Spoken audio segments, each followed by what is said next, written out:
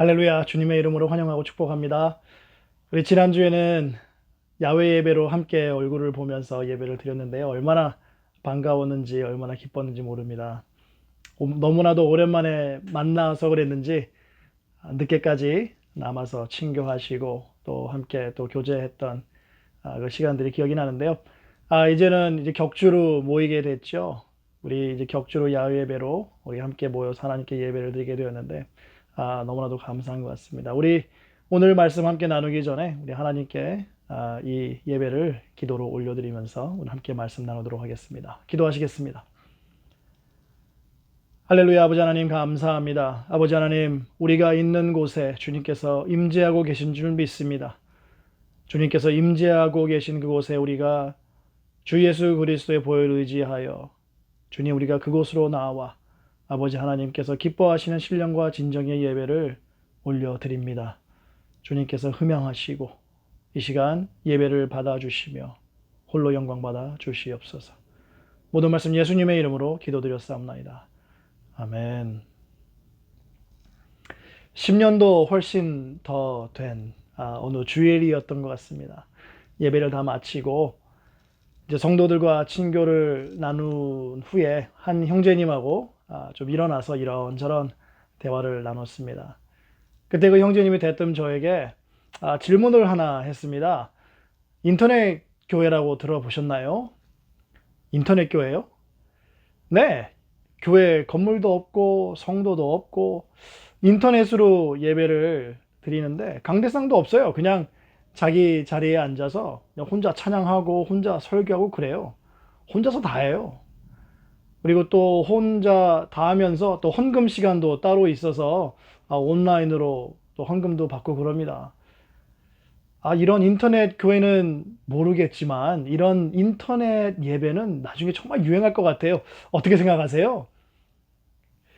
그때만 해도 얼리 어답터 교회들이나 정말 큰 교회들은 전체 예배 실황이나 설교를 인터넷에 올리고 그랬었지만 성도도 없고 교회 건물도 없는데 인터넷으로 예배를 올리고 또 자기 계좌번호를 올려서 헌금하라고 하는 그런 인터넷 교회가 마냥 정말 생소하고 신기했었던 기억이 납니다. 그래서 제가 그 형제님에게 이렇게 답을 했던 것 같아요. 그러게요. 목회자도 없고 성도도 없고 교회 건물도 없고 그 교회는 교회가 아니겠죠. 라고 말했던 기억이 납니다.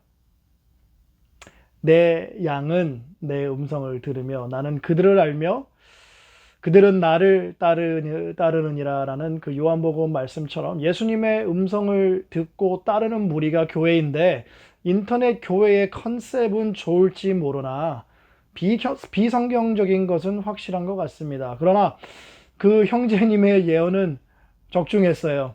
아니, 오히려 그 이상이 되었죠. 인터넷 예배가 유행하는 정도가 아니라 지금은 인터넷을 사용하지 않으면 자체적으로 예배 드리는 것이 불가능해졌습니다. 교회가 자체적으로 온라인 예배를 준비하지 못하면 모든 성도들은 인터넷에서 떠도는 예배와 설교를 찾아보게 되어서 인터넷 디아스포라가 되고 맙니다. 인터넷 디아스포라가 되어버리면 교회로서의 응집력이나 그리고 연합의 힘은 당연히 감소될 것이고요. 잘못된 말씀을 듣고 맹인이 인도하는 잘못된 길로 인도되어서 구덩이에 빠질 위험도 있습니다. 아무리 검증된 예배와 설교를 찾아 듣는다 하더라도 성도들이 인터넷 디아스포라가 되는 것은 당연히 권하는 바가 아닙니다. 하지만 제가 볼 때에 이것보다 훨씬 더 큰 이슈가 있습니다. 인터넷 디아스포라가 되는 것보다 더 큰 이슈는 무엇이냐면 바로 예배를 드리지 않는다라는 것입니다. 온라인을 통해서 예배 부름부터 축도까지 예배 전체를 드리는 성도가 많이 줄었다는 거예요. 교회에 나올 땐 어찌됐든 처음부터 끝까지 예배를 드리게 됩니다. 이제는 인터넷을 통해서 예배를 드리다 보니까 이제 보고 싶은 부분만 골라 본다든지 아예 안 보는 경우가 많아졌다는 것이죠. 교회로 모이지 못하는 기간이 길어짐과 함께 예배에 대한 마음도 멀어지고 있다는 증거고, 예배에 대한 마음이 멀어진다는 것은 하나님으로부터 멀어진다는 뜻입니다. 왜 모이기에 힘쓰라고 했을까? 이 질문에 대한 답을 어느 정도 얻은 것 같습니다. 모이지 않으면 떠납니다. 하나님으로부터 떠나갑니다. 인터넷 예배에 대한 설문조사한 것을 본 적이 있습니다. 단점으로 꼽은 것이 무엇이냐면 공동체 느낌이 나질 않는다. 생동감이 없다. 그리고 경건함이 떨어지는 것 같다 등이었습니다. 이 답들은 우리에게 무엇을 말해주는가 하면 우리는 예배 환경에 의해서 많이 좌우된다는 것을 말해줍니다. 감격이 있는 교회, 감동을 주는 교회, 이러한 슬로건을 가지고 교회 홍보하는 교회가 참 많았습니다. 요새도 있죠. 사람의 마음을 꿰뚫어 보는 통찰력이 있는 사람이 만든 슬로건 아닙니까? 맞습니다. 정말 감정적인 터치의 요소가 없으면 은혜가 없다라는 해석입니다. 휘황찬란한 불빛과 전문가의 연주에 모든 성도가 박수치며 부르는 뜨거운 찬양, 손뼉 치면서 정말 방언으로 하는 열정적인 기도, 웃기고 울리며 감정에 호소하는 은혜로운 설교, 이 모든 요소들이 잘 조화를 이루어야 비로소 오늘 예배 참으로 은혜로웠다라는 평가를 듣습니다. 온라인으로는 이러한 감동 전달이 현저히 떨어질 수밖에 없기 때문에 성도들이 예배를 보는 둥 마는 둥 아예 예배 접속 자체를 안 하는 경우가 많아진다고 합니다. 예배를 통해서 얻는 감정의 노예가 되어버렸기 때문에 그렇습니다. 진정한 예배자였다면 어디서든지 어떠한 상황에 있든지 하나님께 신령과 진정의 예배를 드릴 것입니다. 그러나 현실은 신령과 진정의 예배라고 그렇게 외치던 모습과 상반된 모습을 발견을 할 수가 있죠. 오늘 본문 레위기 26장 1절, 2절 말씀은요, 세 가지에 대해서 말씀을 연달아서 그리고 짧게 그리고 굵게 말씀하고 있습니다. 첫 번째로는 우상 숭배하지 말아라입니다. 두 번째는 나는 너희의 하나님 여호와다라는 것이고, 마지막 세 번째로는 안식일을 지키고 성소를 경외하라 라는 말씀입니다. 13세기 초부터 16세기 중반에 걸쳐서 성경 전체를 장과 절로 구분하는 작업이 이루어졌어요. 그 전에는 성경은 장과 절로 구분되어 있지 않아서 정말 집중해서 읽어야 됐고요. 그리고 문장의 흐름을 이해해야지만 문맥이 잡혔습니다. 지금은 장과 절로 나누어져 있는 것뿐만 아니라 문맥상으로 다른 주제가 나올 때에도 소제목과 함께 절 앞에 이렇게 동그라미, 여러분도 성경책에도 있을 겁니다. 동그라미가 그려져 있어서 잘 알 수가 있습니다. 제가 가지고 있는 성경은요, 오늘 본문인 이 레위기 26장 1절에서 2절을 하나로 묶어놨습니다. 이 1절에서 2절을 하나의 소제목으로 봤을 때 이 두 절이 특별하게 의미를 가지고 있다는 것을 알 수가 있죠.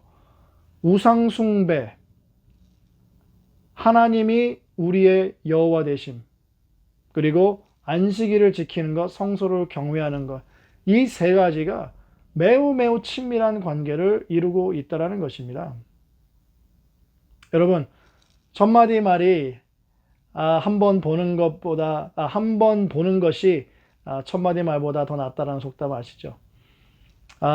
정말 백날 말로 듣는 것보다 한 번 가서 직접 보는 게 낫다라는 것입니다. 눈에 보이지 않는 하나님을 예배하는 것은 정말 어렵습니다. 그리고 보이지 않는 하나님을 신령과 진정으로 예배하는 것 정말 어렵죠.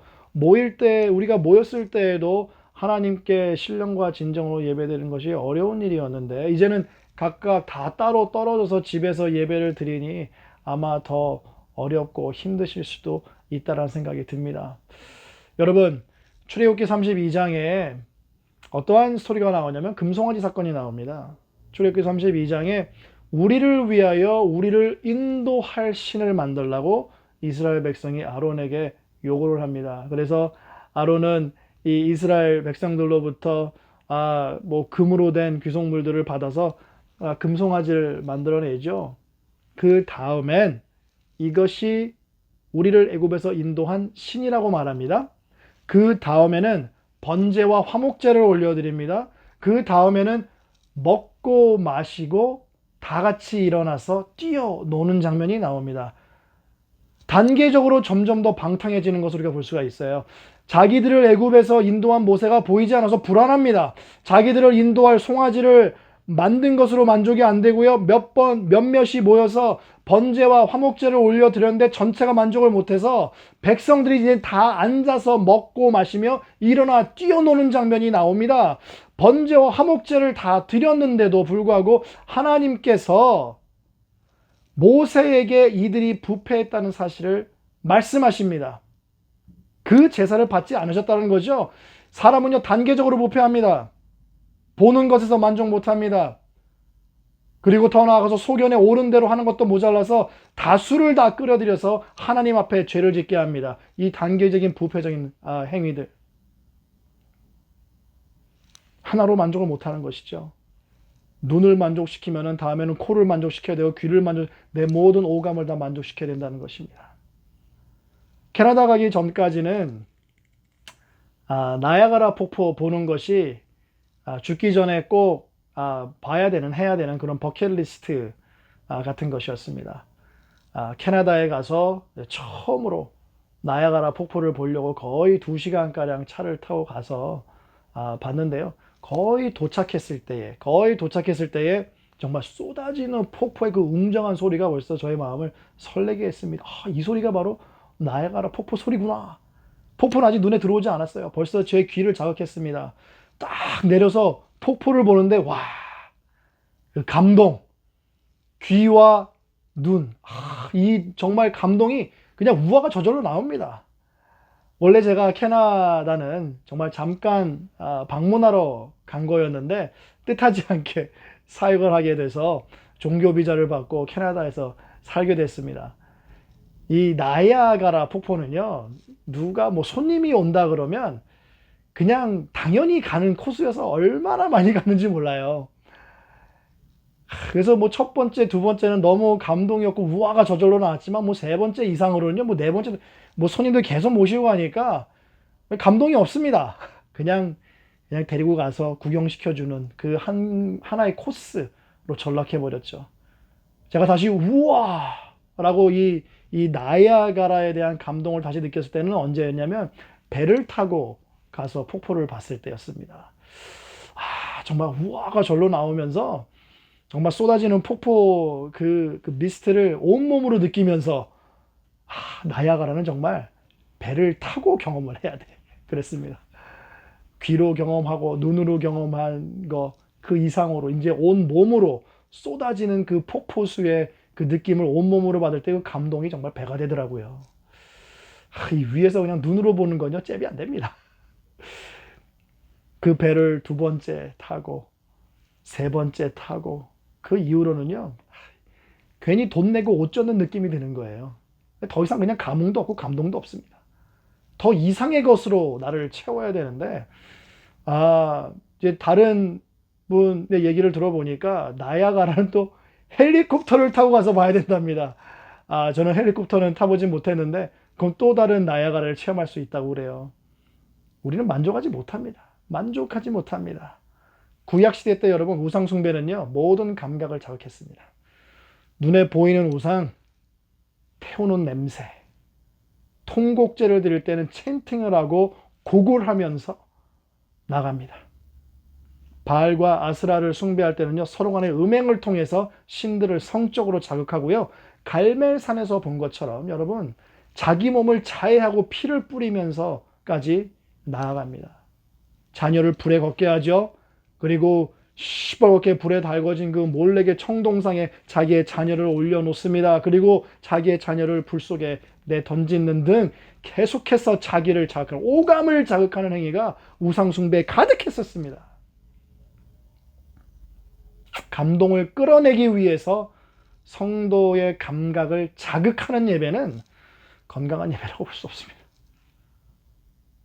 예배, 월십과 엔터테인먼트를 섞은 워십테인먼트라는 신조어가 이러한 예배를 표현합니다.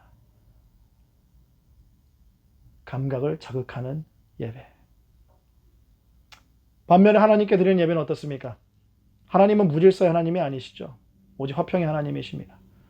기도와 경건함 가운데 드리는 예배는 잠잠한 믿음의 견고함이 존재하고 엔터테인먼트 요소는 찾아볼 수가 없습니다.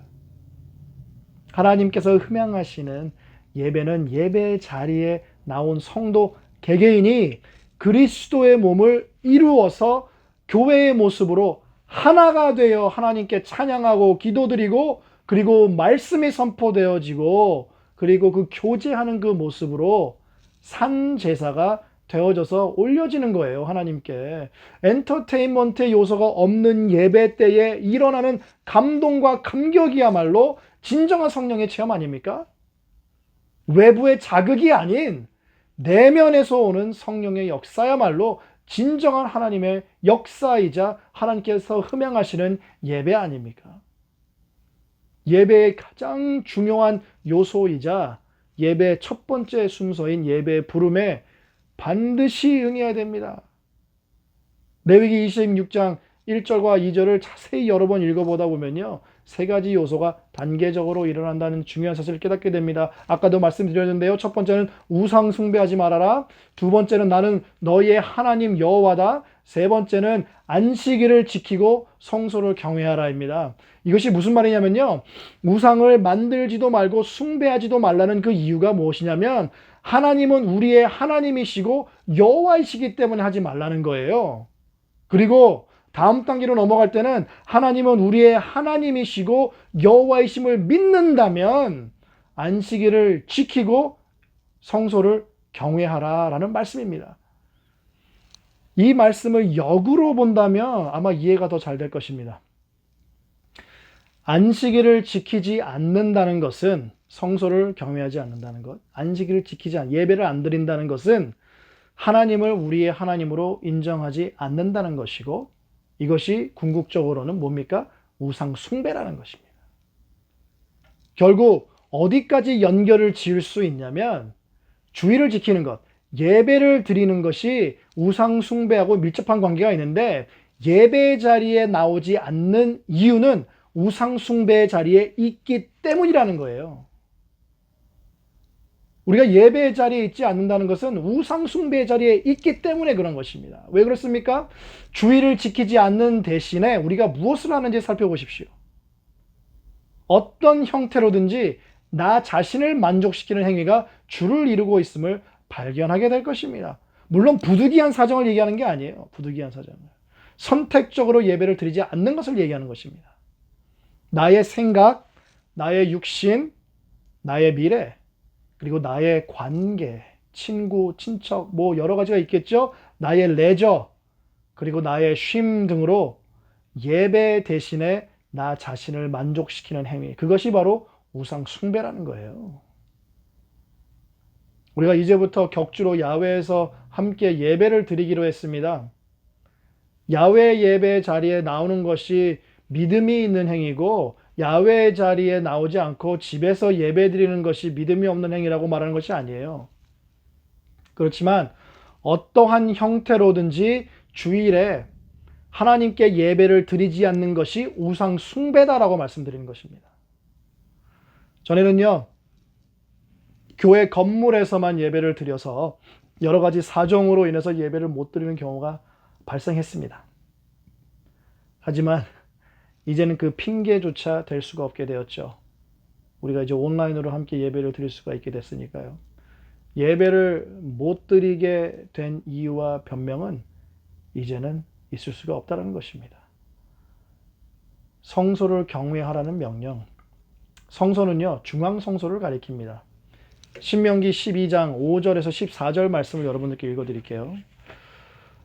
오직 너희의 하나님 여호와께서 자기의 이름을 두시려고 너희 모든 지파 중에서 택하신 곳인 그 계실 곳으로 찾아 나아가서 너희의 번제와 너희의 제물과 너희의 11조와 너희 손의 거제와 너희의 서원제와 낙헌 예물과 너희 소와 양의 처음 난 것들을 너희는 그리로 가져다가 드리고 거기 곧 너희의 하나님 여호와 앞에서 먹고 너희의 하나님 여호와께서 너희의 손으로 수고한 일에 복 주심으로 말미암아 너희와 너희의 가족이 즐거워할지니라. 우리가 오늘 여기에서는 각기 소견대로 하였거니와 너희가 거기에서는 그렇게 하지 말지니라. 아멘. 하나님께서 지정하신 곳으로 나와서 제사를 드리고 예물을 드리라는 거예요. 그리고 거기에서 하나님 여호와 앞에서 이 모든 것들을 행하라는 것입니다. 예배를 드리라는 겁니다. 전에는 각기 소견대로 했지만 이제는 그렇게 하지 말라고 신명기서에서 우리에게 말씀하고 있어요. 하나님께서 지정하신 곳으로 나와 예배를 드리라고 합니다. 이곳이 어디입니까? 하나님의 임재를 상징하는 처소입니다. 이스라엘의 신앙 공동체의 결속을 위해서, 하나됨을 위해서, 그리고 하나님께 드리는 예배의 공고화를 위해서 특별히 마련된 처소, 그것이 성소예요. 성소를 경외하라는 것은 이 처소를 단순히 외형적인 건물로 경외하라는 것이 절대로 아닙니다. 하나님께서 임재하시는 상징적인 처소이자 신앙 공동체가 존재하는 곳을 말하죠. 신앙 공동체가 존재한다는 것은 그리스도의 몸이 존재한다는 것을 의미합니다. 그래서 하나님의 임재 가운데 존재하는 교회 자체가 거룩하다는 것이고 이것을 우리는 거룩한 공예라고 일컫죠. 이렇게 정해진 시간에 정해진 장소에서 함께 모여 드리는 예배, 그저 이것은 단순하게 예배 드리는 것이 아닙니다. 예배로 나온다라는 것은, 예배 자리에 나온다라는 것은 하나님의 임재 가운데로 나오는 것이고 그곳으로 모이는 성도들이 교회라는 그리스도의 몸을 이루는 것이며 그리스도의 보혈로 말미암아 산제사로 보좌 앞으로 하나님께 올려드리는 것이 바로 예배입니다. 많은 것들이 이루어집니다. 우리가 예배 자리에 나올 때 예배 장소요? 중요하고 말고요. 중요하고 말고요. 이 예배 장소, 그 장소는요, 하나님이 임재하고 계신 바로 그곳입니다. 바로 그곳에 거룩한 교회가 하나가 되어서 주 앞에 나오는 바로 그곳, 그것이 교회 건물이 될 수가 있고 그것이 야훼가 될 수가 있고 그것이 이제는 각자의 집이 될 수도 있다는 사실을 우리는 이제는 잘 알죠. 예배를 드리느냐, 예배를 안 드리느냐, 그것이 문제로다. 이 고민의 중심에는요, 하나님을 예배하느냐, 나라는 우상을 숭배하느냐의 기로에서 하는 고민이 깊이 뿌리내리고 있습니다. 믿는 성도들에게 있어서 예배는요, 선택사항이 절대로 아닙니다. 하나님께서 이렇게까지 하시는 이유가 뭘까요? 민수기 3장 13절 말씀에 이렇게 기록이 되어 있습니다. 처음 태어난 자는 다 내 것임은 내가 애굽 땅에서 그 처음 태어난 자를 다 죽이던 날에 이스라엘의 처음 태어난 자는 사람이나 짐승을 다 거룩하게 구별하였음이니 그들은 내 것이 될 것임이니라. 나는 여호와이니라. 처음 태어난 자를 다 죽이던 날에 하나님께서 처음 태어난 장자를 모두 거룩하게 구별하셨고 하나님의 것으로 취하셨다라는 거예요. 골로새서 1장 15절에 보게 되면요, 예수 그리스도는 모든 창조물보다 먼저 나셨고 라고 얘기가 나와 있습니다. 그 말씀에 대한 설명이 16절 17절에 나오는데요, 골로새서 1장 16절 17절에 이렇게 말씀으로 기록되어 있습니다. 만물이 그에게 창조되되 하늘과 땅에서 보이는 것들과 보이지 않는 것들과 혹은 보좌들이나 주관들이나 정사들이나 권세들이나 만물이 다 그로 말미암고 그를 위하여 창조되었고 또한 그가 만물보다 먼저 계시고 만물이 그 안에 함께 섰느니라. 아멘.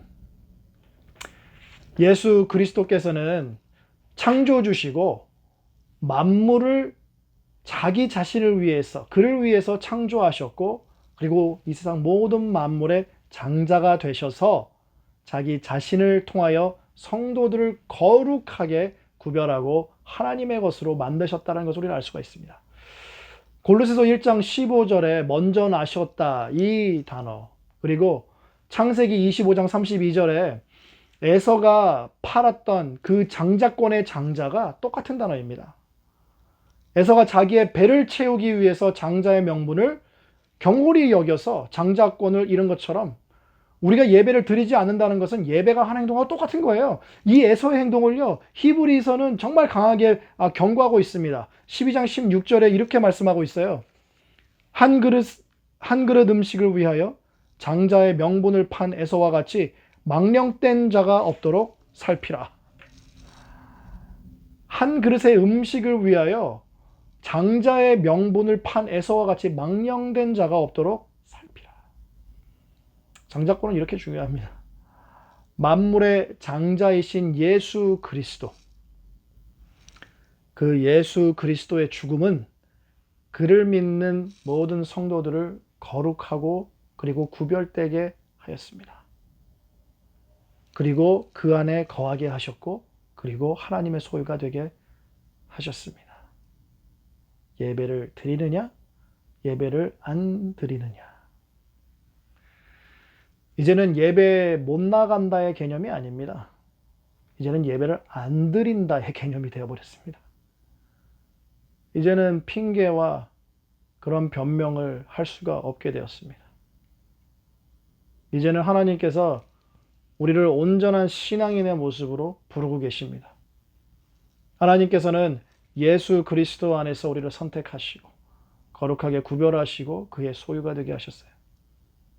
거룩한 성도들이 교회를 이루어서 하나님 앞에 모이기 때문에 그날이 거룩한 날이 되는 것이고, 그 자리가 거룩한 성소가 되는 것이며, 그 교회가 드리는 예배가 거룩한 예배가 되는 것입니다.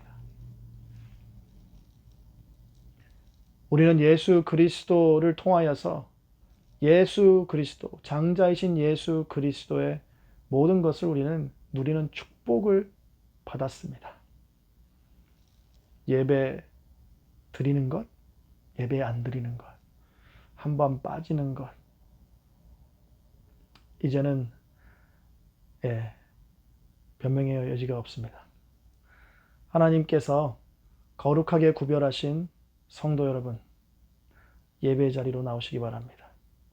예배 부름에 응하시고 하나님이 목회자를 통해서 하는 그 축도의 자리까지, 그 자리에 거하시고 거룩한 구별된 자로서 머무시기를 바랍니다. 그것이 야외든지 교회든지 그리고 온라인이든지 관계없습니다. 매주 정해진 시간에 예배 자리로 나오시고 예배 부름부터 축도까지 다 드리시기 바랍니다. 예배는요, 거룩한 성도가 마땅히 드려야 하는 것입니다. 기도하시겠습니다. 할렐루야. 아버지 하나님 감사합니다. 아버지 하나님께서 예수 그리스도 안에서 우리를 거룩하게 구별하셨고 그 안에 거하게 하시며 우리를 하나님의 소유물로 택해 주셨습니다. 그랬기 때문에 하나님이 우리의 여호와 하나님이 되셨고, 그랬기 때문에 우리는 우상 숭배를 하지 아니하며, 그렇기 때문에 우리는 안식일을 지키고 우리가 모이는 그곳, 하나님의 임재하신 그곳에 나와 그곳을 경외하는 것입니다.